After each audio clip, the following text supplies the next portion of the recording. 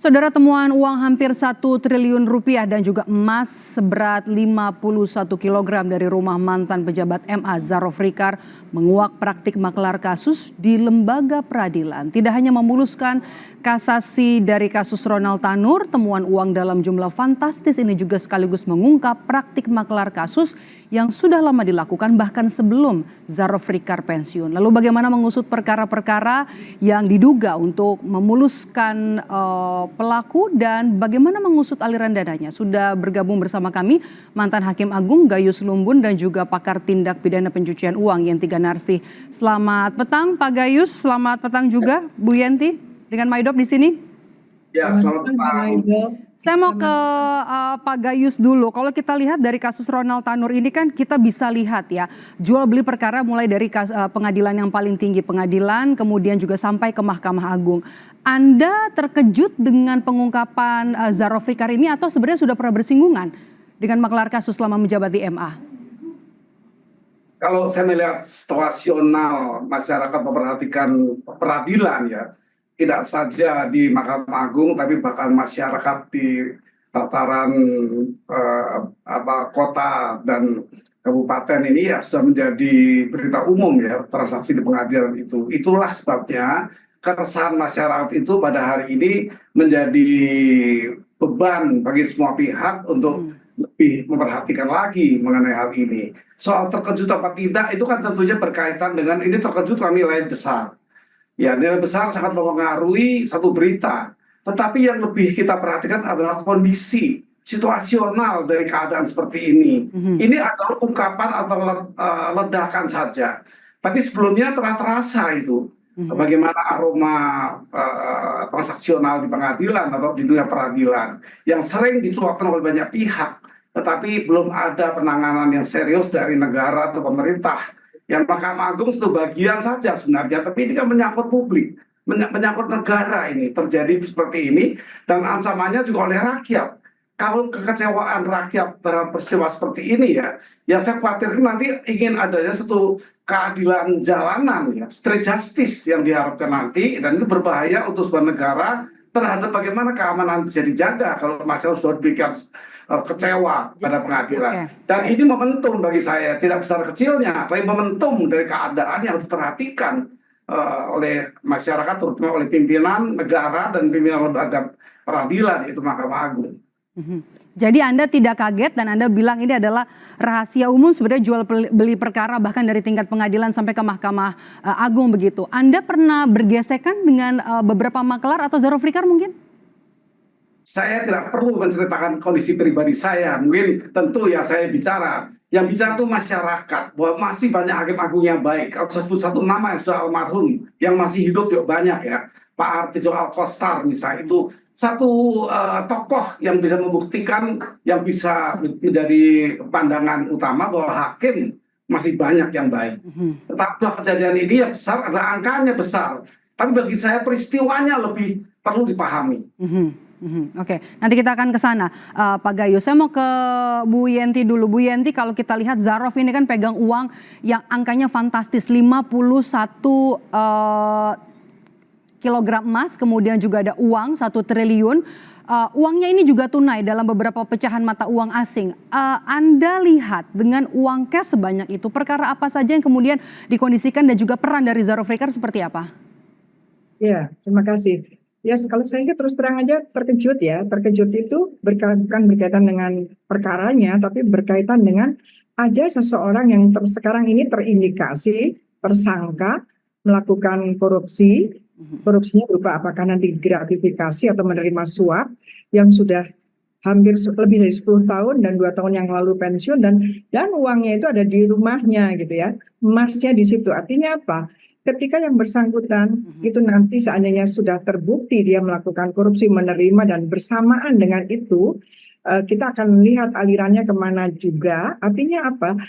Artinya pejabat Mahkamah Agung ini nampaknya sudah ancang-ancang menghindari TPPU gitu ya, karena kebanyakan uangnya tidak dibawa kemana-mana. Tapi saya yakin tidak semuanya itu disimpan, karena dari LHKPN itu kan ada tanah, ada mobil dan sebagainya. Jadi harus segera menggunakan TPPU agar nanti ini juga PPATK sedang menelusuri siapa saja sih yang menerima. Artinya selain hampir 1 triliun dan 51 kilogram emas ini, kan pasti ada yang lain yang banyak. Dan gini, yang paling penting begini ya Pak Gayus juga, ini kita berbicara awalnya dari Ronald Tanur, kemudian ada yang ditengarai suap atau gratifikasi kepada pengadilan kan, kemudian pada waktu kasasi juga, kemudian ini melibatkan karena pengacaranya yang dari pengacara vonis bebas, kemudian pengacara kasasi sama, itu minta perantara, minta bantuan mafia kasus ini ke pejabat ini. Tapi pelaku utamanya kok nggak ada ya, yang membayar, yang menyuap itu siapa kok belum muncul gitu, yang menyuap agar Ronald Tanur itu bebas itu belum muncul. Padahal itu pelaku utamanya itu terlepas itu motivasinya dari mana, apakah dari terdakwa pada waktu itu ya, terdakwa kemudian dipidana ternyata bebas gitu ya, kemudian dikasasi, tapi pasti yang bayar itu kan pasti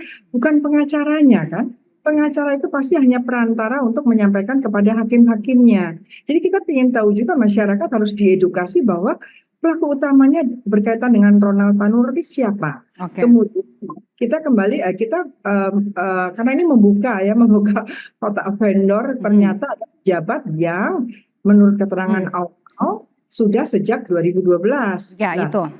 Dari 2012 hingga tahun 2024 ya Bu Yenti. Kemudian dari sisi penyidik, bagaimana kemudian bisa membuktikan uang ini dari perkara apa, kemudian juga siapa mafia kasusnya, kemudian juga siapa-siapa saja majelis hakim yang diduga menerima uang dari maklar kasus ini?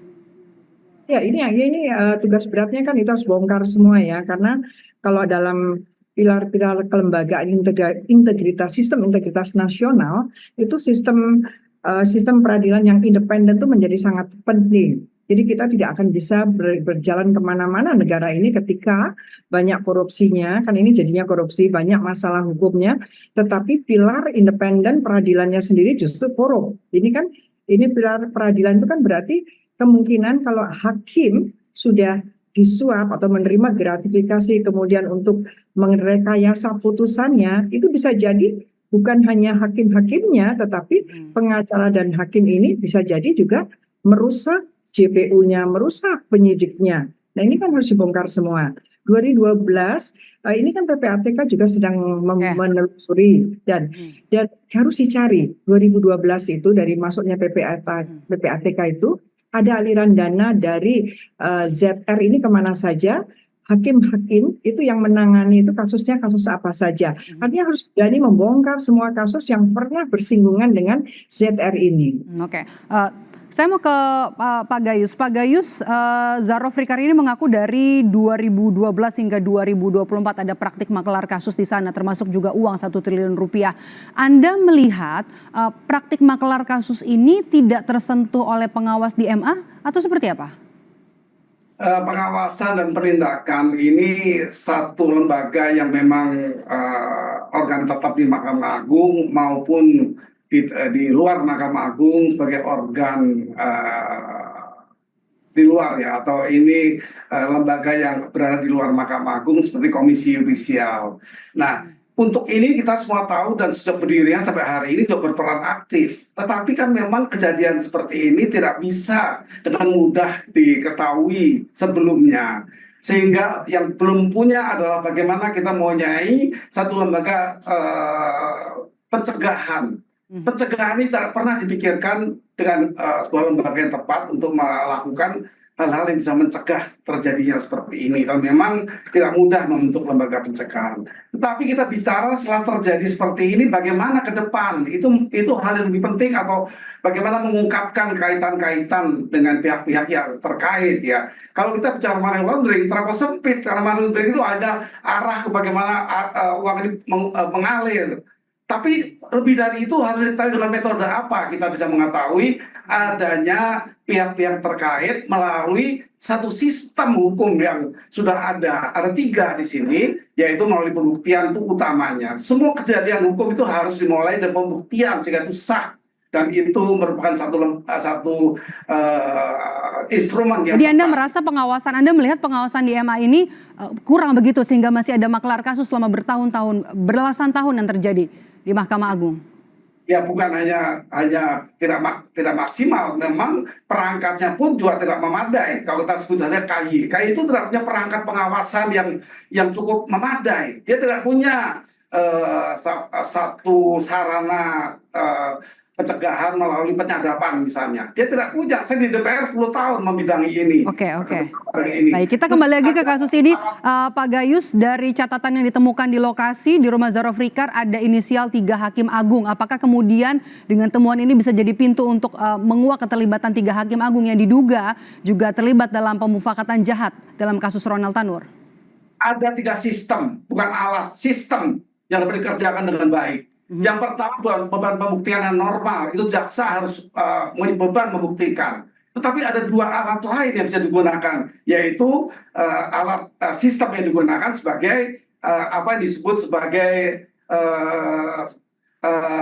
satu alat pembuktian yang memaksa yang bersangkutan, shifting the burden of proof, itu salah satunya. Yang kedua ada memberi kesempatan kepada bersangkutan untuk mengungkap sendiri secara sukarela dengan sebagai kedudukan GC yang diatur, justice collaborator. Itu sangat bermanfaat. Dia membongkar sendiri. Kalau dipaksa oleh beban pembuktian kejaksaan, itu akan sulit memaksa orang. Dan orang mempunyai hak lain yang disebut hak ingkar, hak diam. Itu harus dilindungi juga secara HAM. Oleh karena itu, hal lain adalah diarahkan pada satu sistem yang baru, yaitu justice collaborator. Dia diberikan kesempatan untuk membuka sendiri seluas-luasnya, perkara terbuka, negara bisa mengatur dengan pengaturan negara, yang bersangkutan diberikan kesempatan untuk dilindungi, diberikan perlakuan khusus, dan diberikan potongan hukuman kalau memang hukuman itu terlalu tinggi. Tapi ada manfaat lain, yaitu negara menemukan, membongkar, tidak usah menggunakan aliran dana kemana, tidak usah. Dia akan menceritakan sendiri aliran itu kemana, karena dia punya beban yang disebut sebagai hak untuk menjadi GC. Oke, Bu Yanti, Anda melihat bahwa pemeriksaan 3 hakim ini bisa jadi langkah untuk kemudian mendalami aliran dana dari Zarofrikar? Iya, ini kan terungkapnya bahwa Zaro ini kena itu kan ketika putusan kasasi ya, kasasi karena memang dirasakan juga putusannya itu 5 tahun itu sangat ringan dibandingkan dengan perbuatannya ya, karena itu bukan penganiayaan berat sih, pembunuhan kan itu, karena pembunuhan itu kan ada sengajanya, itu sengaja kemungkinan, karena tidak mungkin ada orang menganiaya itu menabrak gitu ya, itu pasti bisa menimbulkan kematian, berarti kita bisa masuk pembunuhan, dan kenyataannya juga meninggal, bukan percobaan pembunuhan. Pidananya ancamannya tuntutannya sudah betul ya 12 tahun, tapi putusannya 5 tahun. Ini kan juga dicurigai ya, ini tidak menjawab rasa keadilan korban. Ya ini memang ya, kalaupun kita akan ke sistem nantinya bagaimana memperbaikinya, ini harus dibongkar dulu semuanya, harus dibongkar. Pencucian uangnya paling tidak, ini kan dia mendanai film ya. Ini cara dia mencuci uang antara lain menjadi produser film. Ini juga harus dilihat. Jadi nanti masyarakat itu juga enggak mudah ya ketika ada orang menawarkan dananya untuk membuat film gitu ya. Itu juga apakah yang bersangkutan itu profilnya itu sesuai tidak dengan biaya yang harus dikeluarkan. Ini harusnya sistem-sistem pencegahan ini jalan. PPATK juga harusnya nanti kita lihat aliran-aliran dana itu siapa saja yang menerima berapa aliran dananya. Kalau sampai banyak yang tidak sesuai ya, mencurigakan atau 500 juta ke atas, ternyata bank itu tidak lapor, berarti sistem pencegahan juga nggak jalan. PPATK juga boleh kita menanyakan kepada, atau OJK menanyakan kepada bank-bank itu ketaatannya. Baik, kita tunggu. Ya, Baik, terima kasih Bu Yenti dan juga Pak Gayus. Kita tunggu nanti langkah Kejaksaan Agung lebih untuk bisa mengusut pemufakatan jahat dan juga jual beli perkara yang dilakukan oleh mantan pejabat di Mahkamah Agung. Terima kasih Pak Gayus Lumbun dan juga Bu Yenti Ganarsi sudah bergabung bersama kami di Kompas Petang. Sehat selalu.